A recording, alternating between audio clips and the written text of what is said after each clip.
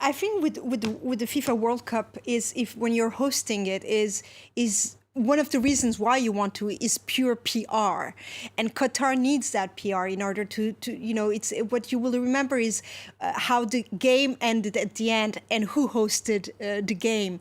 So it shows also when you have money what you can buy and what you can't.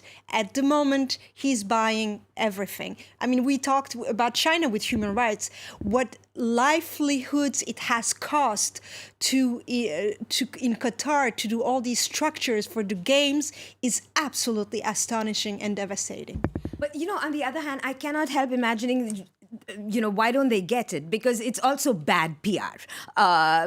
Because, the minute Qatar announces its bid, the Western media, we start examining the labor contracts, the kafala system, and there's always bad But again, press. does it matter? It's the same question I put to Nico. Does it matter once the whistle blows on the opening match?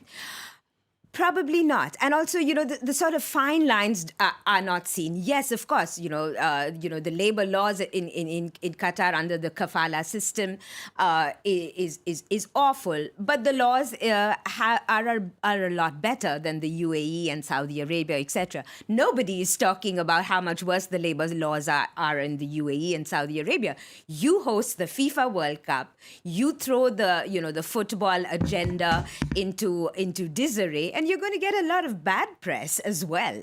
But as for, when the beautiful game starts, the beautiful people watch it. So, Patrick Smith, you agree?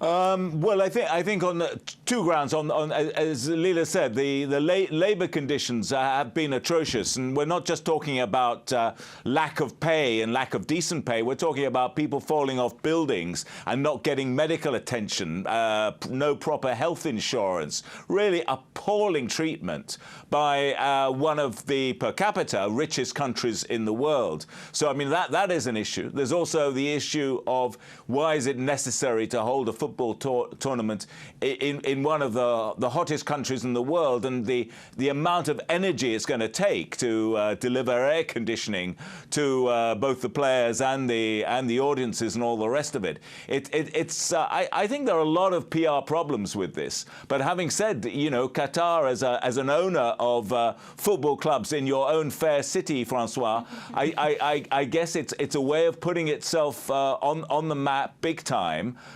in the soccer world. I don't know why they couldn't have contracted it to a country with a more suitable climate and still said, look, it's a joint soccer match between Qatar and Morocco or something like that. I don't know.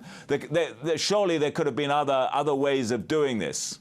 We talk about sports washing, Nico Hines. I mean, yeah, it's true. Qatar owns PSG. Abu Dhabi owns Manchester City. Now it's going to be what? Newcastle owned by the Saudis. And again, the fans love it. Well, we'll see how much they love it when Newcastle get relegated, which is hopefully going to happen in a few months over here.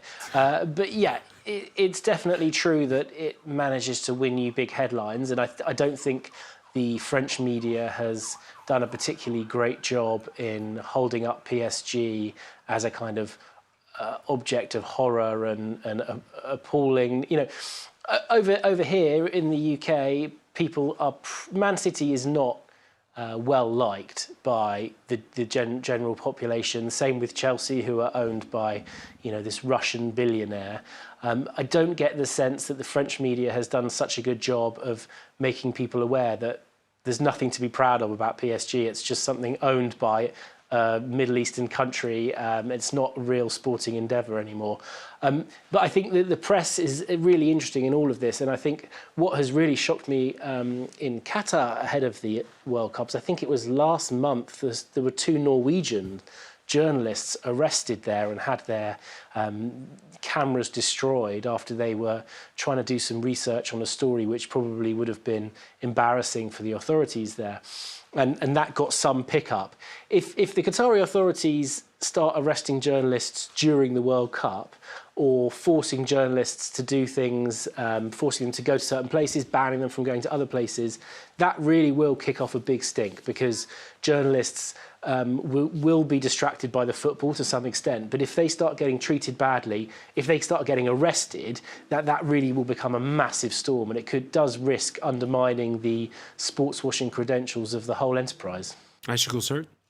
God, this is not only about Middle Eastern countries, though. I mean, look at the investigation that continues right now about how did Qatar get how did Qatar become the host country for the World Cup? Well, apparently there was a meeting with cher Nicolas Sarkozy at the Élysée, who was president at the time, and Michel Platini, who, hey.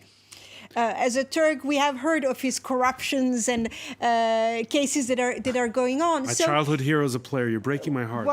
Hey, as a player, he's wonderful, but as the head of FIFA, that's the question. Of UEFA, yeah. But the thing is that, so it's not only about what the Middle Eastern countries are capable of, it's also what have the Western countries been involved in. And all this is all this is coming to light more and more. There's nothing you can really hide for a very long time. In 2022, I think it's going to be a year where it's going to be more transparent than the past. And nothing will change, right? Because sports will continue and there's a lot of money to be made.